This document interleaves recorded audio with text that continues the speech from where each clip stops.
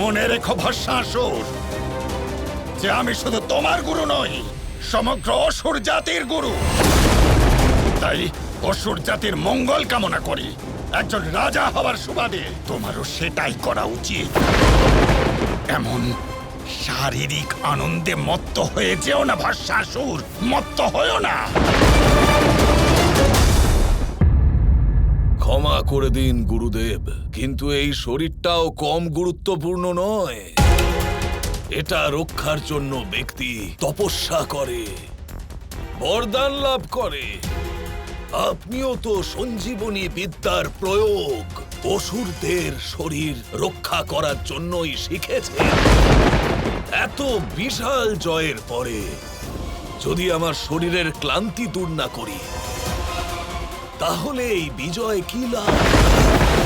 এত বছর শুধু শত্রুদের পরবর্তী চালের ওপর দৃষ্টি রেখেছি।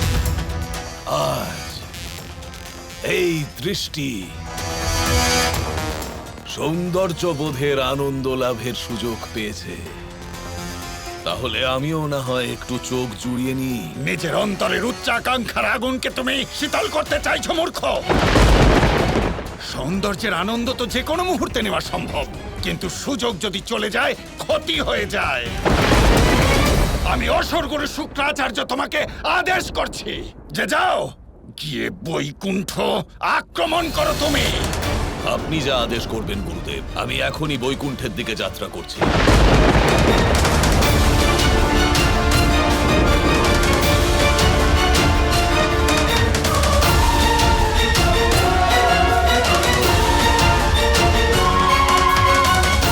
প্রণাম গুরুদেব। এভাবে বৈকুণ্ঠ আক্রমণ করতে এভাবে যাবে? ভোগ বিলাস তোমাকে অশুদ্ধ করে দিয়েছে।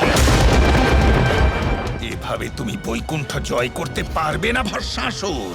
তাহলে এবার যাওয়ার সময় মান সরোবরে ডুব দিয়ে যাবে, তোমার মালিন্য দূর হয়ে যাবে। যাও। এবার নিয়তির চক্র উচিত পথে এসে গেছে।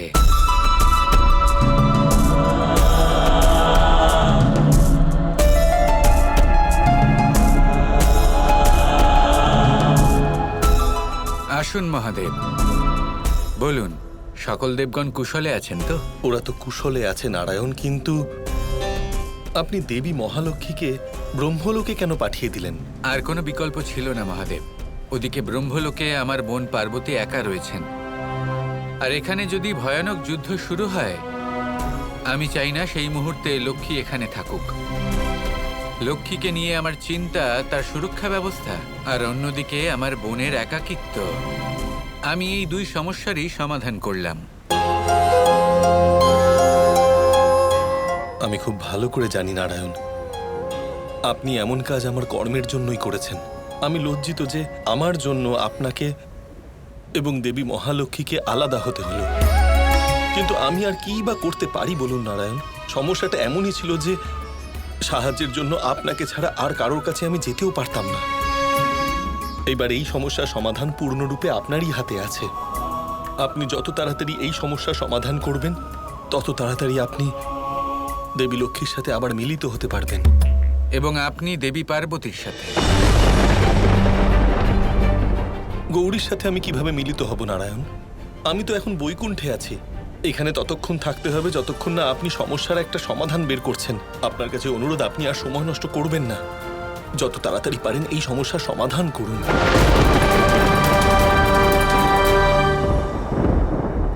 আমার আরাধ্য যতটা নিরীহ, ওনার এই ক্রোধ ততটাই সারল্যে ভরা। এতক্ষণেও বুঝতে পারলেন না যে আমি এই দুই দেবীর সাহায্যের দ্বারাই মহাদেবের এই সমস্যার সমাধান করতে চলেছি।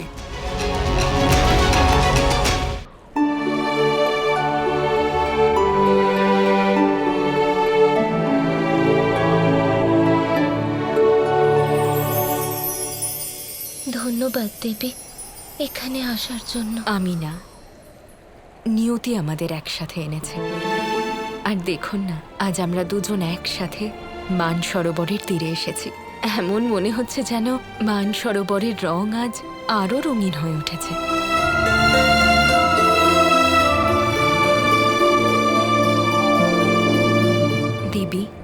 আপনি নারায়ণের কথা নিয়ে এখনো চিন্তা করছেন? নারায়ণ যখন এখানে পাঠিয়েছেন কিছু না কিছু ভেবেই পাঠিয়েছেন, কিন্তু কারণটা কি সেটা কিছুতেই বুঝতে পারছি না। মান সরোবরের জলে স্নান করলে মন শান্ত হয়, সমস্যার সমাধান পাওয়া যায়।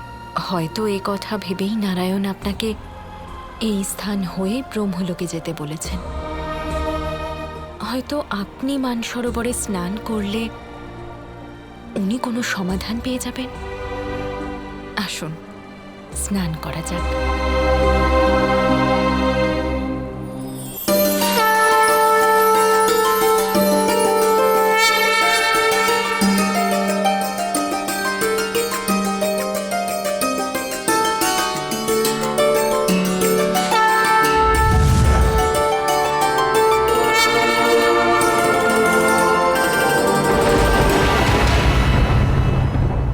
মান সরোবর, যদি শুক্রাচার্য অসুর গুরু না হতেন তাহলে আমার আনন্দে বাধা দেওয়ার জন্য আমি ওনাকে ভস্ম করে দিতাম।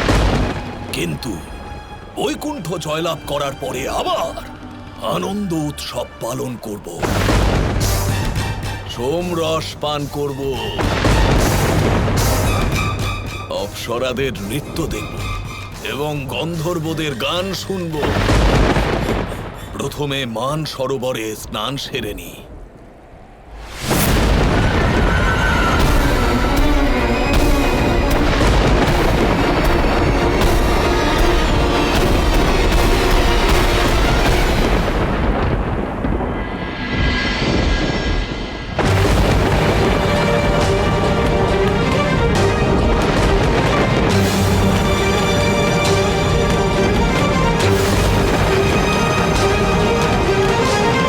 এ কি, মান সরোবরের জল কালো হয়ে গেল? খুব বড় অশুভ সংকেত এটা। মনে হচ্ছে কেউ অশুভ উদ্দেশ্য নিয়ে মান সরোবরে প্রবেশ করছে। আমাদের এখান থেকে তাড়াতাড়ি চলে যেতে হবে।